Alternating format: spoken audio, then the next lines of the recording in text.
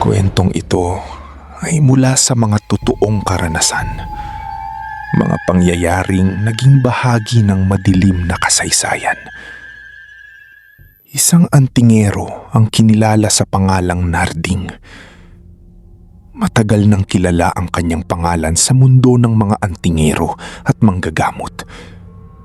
Isa siyang mandirigma na bihasa sa kumbate at paggamit ng agimat. Marami na siyang dinaanang laban. Ngunit ang pinakatanyag na bahagi ng kanyang buhay ay ang pagpatay niya sa isang bantog na mangkukulam. Isang mangkukulam na may gabay na itim na diwata at kinatatakutan ng maraming tao sa kanilang lugar. Hindi ito ordinaryong kalaban. Ginagamit nito ang mga aswang bilang alipin at nililin lang ang mga manggagamot sa pamamagitan ng matinding kapangyarihan. Hanggang sa unti-unting mamatay ang mga biktima at maipasa pa ang sakit sa iba. Hanggang sa kumalat ang balita na ang mangkukulam na ito ay napaslang ni Narding. At bilang patunay, ang ulo nito ang kanyang dinala. Mula noon, unti-unting nagbalik ang kapayapaan. Ngunit may isang bagay na hindi pa alam ng lahat. Lumipas ang maraming taon hanggang sa sumapit ang Biyernes Santo. 3 kabataan ang pumunta sa dating lugar ng mangkukulam. Wala silang kaalaman sa tunay na panganib na naroon. Doon sila nagsimulang mangalap ng mga agimat.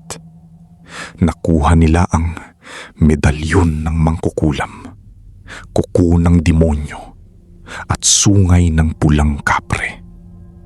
Akala nila ito ay magbibigay ng kapangyarihan. Ngunit ito ay isang bitag. Dahil sa bawat gamit, may natitirang bahagi ng kaluluwa ng mangkukulam. Isang kaluluwang naghihintay na muling mabuo. Lumipas ang panahon at naging kilala ang 3 bata sa kanilang baryo. Tinuring silang mga manggagamot na walang sakit na hindi kayang lunasan. Ngunit, nang marinig ito ni Narding, hindi siya nagdalawang isip. Pumunta siya sa baryo upang alamin ang katotohanan. Pagdating niya, ramdam niya agad ang kakaibang presensya. Tahimik ang paligid, ngunit mabigat ang hangin.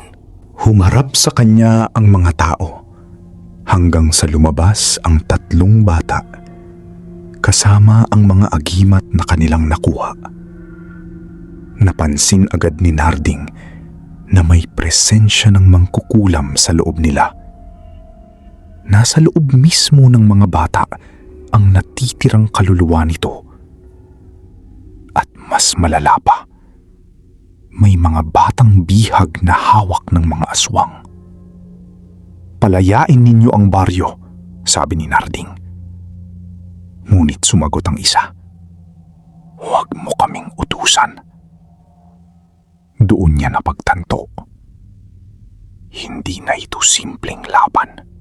Gabi na at nagsimula ang pag-atake. Ginamit ni Narding ang kanyang kapangyarihan, isang espiritual na sibat at mga palasong may buhay. Isang iglap, bumagsak ang mga aswang. Sunod-sunod ang labanan, walang tigil. Ngunit alam niya, hindi pa ito ang huling kalaban. Dahil may isa pang mas malakas, ang batang nagtataglay ng sungay ng kapre. Nagharap sila. Kalasag laban sa sibat. Lakas laban sa lakas. Ngunit sa isang iglap, nabiyak ang depensa ng kalaban. Unti-unting gumuho ang kanilang kapangyarihan. Humiwalay ang natitirang espiritu ng mangkukulam at sinubukang tumakas. Ngunit hindi ito pinayagan ni Narding. Kinulong niya ito sa kanyang kapangyarihan.